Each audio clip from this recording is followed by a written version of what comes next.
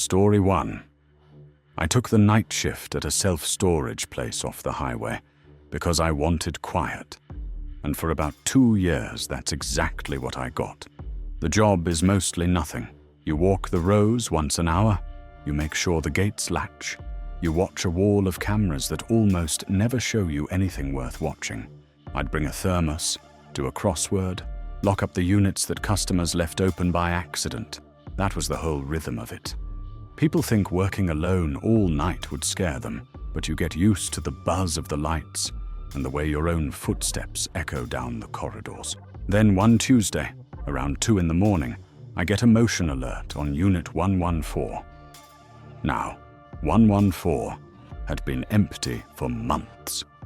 So my first thought is that the sensor's acting up, since these systems throw false alerts all the time when a spider builds a web across the lens. But I go down there anyway, just to clear it. And when I reach 114, the padlock is gone. The latch is hanging there loose, like somebody had a key. I roll the door up, and my stomach drops. There's a mattress on the floor, a camping lantern, a little stack of food wrappers in the corner, and a phone charger running off a power strip plugged into nothing, because there's no outlet in these units. Someone had rigged it to the hallway light. The air smells warm and lived in, like a room somebody just stepped out of. And that's when I hear breathing behind the boxes. I won't lie to you, I froze. A grown man, and I just stood there. I finally call out, "Hey, you need to come out of there." And after a long second, a guy stands up slowly with his hands raised. Skinny, maybe 40, and he looked more scared than I was. Turned out he'd been living in there for almost 3 weeks, climbing the back fence after my rounds, slipping into the unit before sunrise, staying dead quiet through the day. We called the police, and they walked him out without much fuss. He wasn't violent at all, just a person with nowhere left to go. What gets me is that I didn't notice him for 3 entire weeks.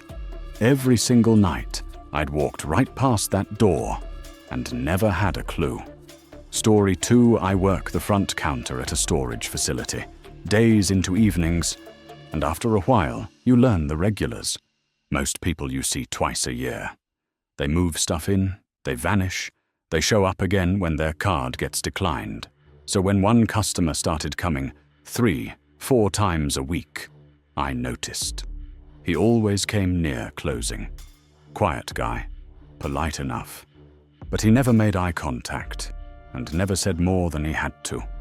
He rented one of the climate-controlled units in the back, the kind people use for antiques or wine, and every visit, he'd carry in a couple of duffel bags and walk out empty-handed. At first, I figured he was a collector. Some people are private about their things, and I'm not paid to interview them, but it kept nagging at me, because nobody fills a unit that slowly, that often, that carefully. My co-worker noticed it too. She said that one night she walked past his row and heard him talking to someone in there, low, like he was arguing. Then the smell started. It was faint at first, near his hallway, and we blamed the air handler. But it got worse over a couple of weeks, and you could tell it was coming from his unit specifically. He started showing up later and later, and one night he asked me, real casual, what the cameras in the back actually covered. That question sat wrong with me for days. We told the manager called the non-emergency line, and the police came out with a warrant on a Thursday morning. When they cut the lock and rolled that door up, I watched one of the officers turn his face away. It wasn't a dead body, in case that's where your mind just went. What it was, though, was bad enough that I still don't like thinking about it. The guy had been keeping dozens of animals in there, packed into stacked crates with no light and barely any air, running some kind of operation off the books. The talking my co-worker heard was him, in there with them. They arrested him in the parking lot that same week, when he came back for his bags. He had no idea we'd already been inside. Story 3. My first month doing overnight security at a storage complex, I spent most of it in a little booth, watching 12 camera feeds on one screen. The place is huge, like 15 rows of units spread over a few acres, and a lot of it is out of walking distance from where I sit. So the cameras are basically my whole world from midnight to 8. For weeks, it's the dullest job on earth. Nothing moves out there but the occasional cat and the flag by the front gate. I'd eat my sandwich, scroll my phone, glance up every few minutes. Easy money. Then one night, the audio on camera 9 kicks on. A few of our cameras have mics, and they only trip when they pick up sound. Camera 9 covers the far back row, the part of the property nobody has any reason to be in at 3 in the morning. I look up, and the feed is just dark units and gravel. But the audio is live, and I can hear something. Voices. 2 of them, maybe. Too quiet to make out, drifting in and out. I tell myself it's the wind doing something funny across the mic. I turn the volume up, and now I can hear it clearly enough to know it's people talking, calm and unhurried, somewhere in that back row. My stomach goes cold because I did my walk an hour ago and the place was empty. The gate log shows no entries since 10. Nobody drove in. Nobody should be back there. I start flipping through every camera, trying to put eyes on them. 9, 10, 11. And every single one is empty. The voices keep going the whole time, like whoever it is doesn't care that they can be heard. That's the part that got under my skin. They weren't hiding. I should have called it in right then.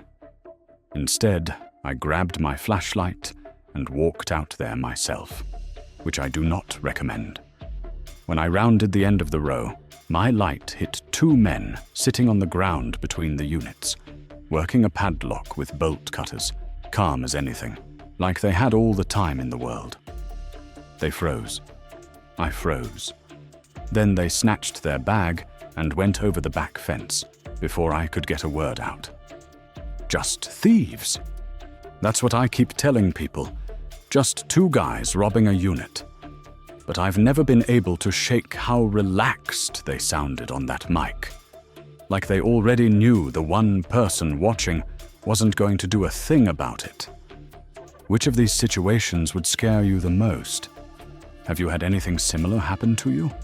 Let me know in the comments below, and don't forget to like and subscribe while you're there.